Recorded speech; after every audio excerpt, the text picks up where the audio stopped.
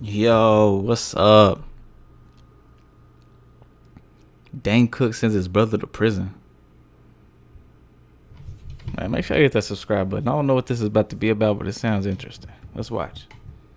Who is Randy? Don't bring anyone love into this. Your mom in the fucking stand! For people that don't know, your brother was handling your finances, right? That's right. And this was highly publicized at the time. Yeah. Was stealing money from you. Yes. Even though you were siphoning millions and millions of dollars. what for years. By the way, how? Like, and I'm not trying to relive trauma, but like, how do you is there a phone call? Where, like, here's what's going on. How did you discover it? I woke up one morning. Mm-hmm. I was buying a home in California, and because I was buying a house here, my business was still run out of a P.O. box in Massachusetts. And I knew that once you're a resident, you can't really do that. The IRS doesn't, because it's less taxes in Massachusetts and all this stuff. So I ended up talking to my brother and saying, I found a new business manager out here. You're going to have a different position in the company. You can do fulfillment center stuff or merch, and I'm just going to do my stuff out here because I'm buying a home. He did not like that because he'd been sending me fake statements for maybe 10 years. Typing up? Yeah, he would type up on Microsoft Word statements. That's a plug for Microsoft. I actually am one of their spokespeople. I've been working with Word for a lot of years. I also work with Excel, and I just want to shout out to Microsoft. Anyway, back on. They're so excited for that. So I wake up on a Monday morning.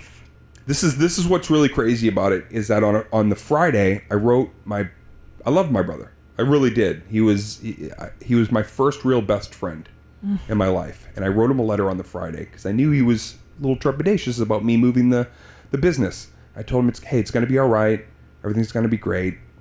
I've got some new ideas. I think I know how to, come back with a Rocky 2 moment. And he wrote to me on that Friday. And the last 3 words he ever said is my brother. He said, "To the future." And then Monday I woke up and I literally sat up in my bed, turned to my girlfriend, woke her up, and I go, "I think my brother stole all my money." You just had this How did you know? Yeah. I think because a lot of things had added up, and my new business manager that I just hired, he was also getting pushback from my brother to send the materials that... Yeah, like transfer things over. And it was... even my new business manager was like, this is, really off kilter. Usually people will send A, B, and it hit me. And I went down to Bank of America on the corner of Crescent Heights and Santa Monica.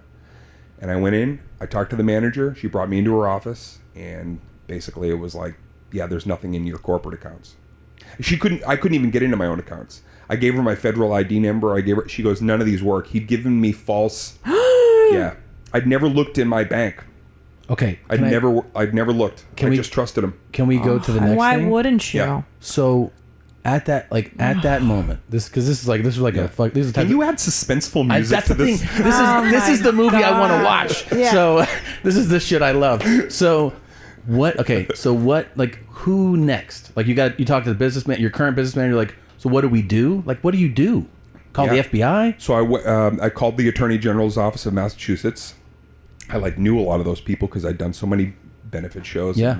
And I called them and I said, listen, you're going to want to find my brother. I said, not only because of what he's probably stolen from me, I said, but probably what he's stolen from the state.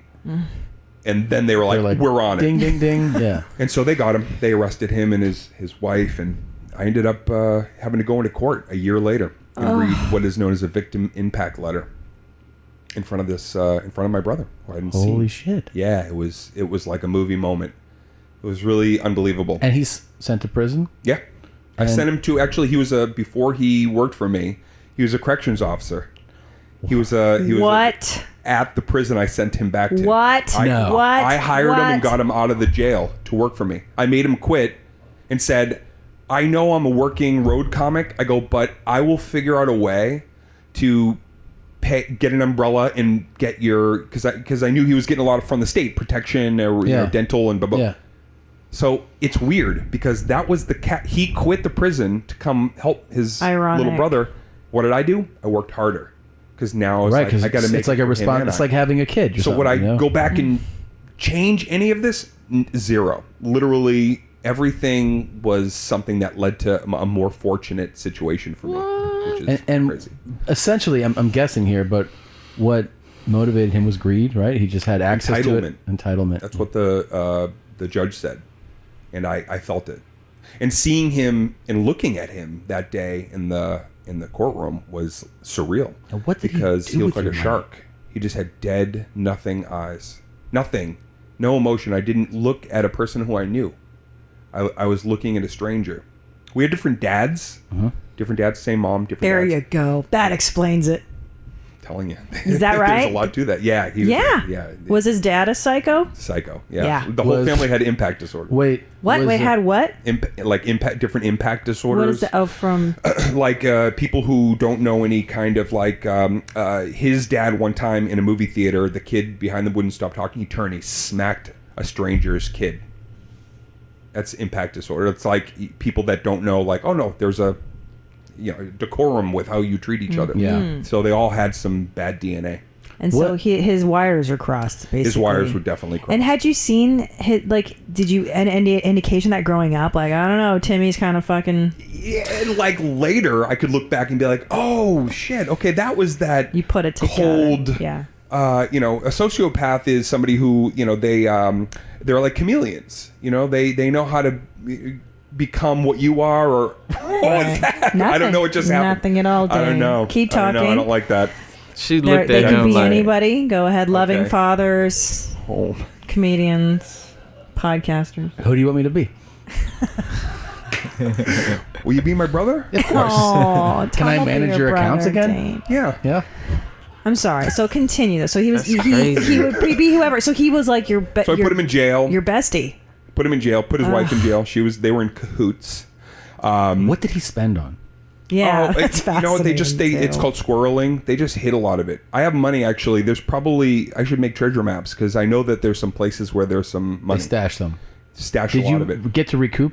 I got a little chunk of it. I got like about a year and a half later, the police opened up a wall in his house and found $800,000. And the cops called me and sent me a picture of my email. They go, look at this fucking money we got, kid. Coming back to you, kid. Wow. And so but then they had to hold that. So I didn't see that until like years later. He also didn't pay my taxes. So I had to pay more in penalties. No. Yeah, I couldn't get that money from the IRS until I paid what he did to me's penalties. And then once they convicted him, then this IRS actually sent me a check like, okay, yeah, now it's good. You're right. It was his responsibility.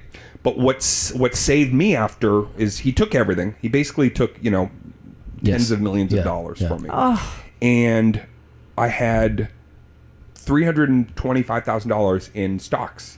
Something you can't pull out easily. He was like pulling everything out that last year. Once I saw a forensics audit, they call it, I got to see kind of what he did and how he did it. But he couldn't take that stock money. So I took that stock money. And now that's 07. We're in the worst housing crisis in that the country's seen in however many years. Yeah. People were like holding on to their money. I took that money and I started renting arenas. So the arena tour was, I rented those arenas. I rented those like you rent a hall. So you didn't do the traditional promoter deal, like give me, like it was like I'm paying for it. Yeah. And then I incur all the risk, but I get all the reward when it Great. sells. Exactly. It was like, okay, here's the door deal at this 15,000 seater. I played 100 Great. arenas, and what I did is every month I'd rent 3 or 4 more because I was starting to get this money back. And what was really honestly amazing, the thing that touched me the most was I knew I'd already hit like this upper wave. I knew I had fans, and most of your fans are going to be your fans if they like you and you don't fuck up. But I wasn't ready for the outpouring of support and how many people actually did spend their hard-earned dollar. Yeah. So they saved my life in a sense, and it gave me a new outlook on like, for the rest of my life, I'm never going to do a movie or a TV show or anything that I don't feel like is truly something that I can feel engaged in. It's never going to just be for a couple of bucks. Right. Because I don't want to sell, people that like what I do short. Oh, you just That's watched what's a up. highlight from your mom's house. And if That's insane, bro. People so greedy, yo. People are so greedy, bro. Like consciously, unconsciously greedy, bro. Just crazy. Like, oh man, I don't even know, bro.